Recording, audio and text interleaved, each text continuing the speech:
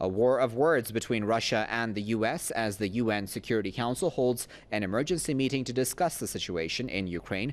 Russia's UN envoy urges the West to pressure the new authorities in Kiev to stop cracking down on protesters in eastern Ukraine. The international community must require that the henchmen of Maidan who took power in Kiev to stop the war with their own people and implement all the commitments under the 21st of February agreement.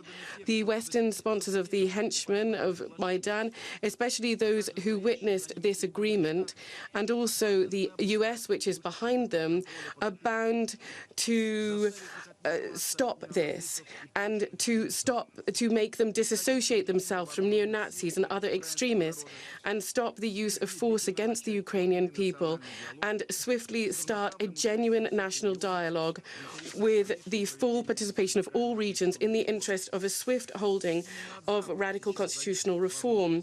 It is the West that will determine the opportunity to avoid civil war in Ukraine.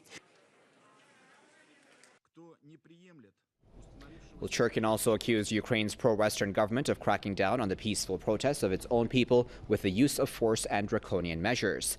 Meanwhile, U.S. envoy Samantha Power said Russia's amassing of troops near the Ukrainian border is aimed at further escalating tensions. She accused Moscow of being behind the armed seizures of state buildings in eastern Ukraine. Unfortunately, the fact is that the armed seizure of buildings in 6 eastern Ukrainian towns yesterday and several more today mirrors the tactics Russian forces used in the early stages of the Crimea invasion. We know who is behind this. Indeed, the only entity in the area capable of these coordinated professional military actions is Russia.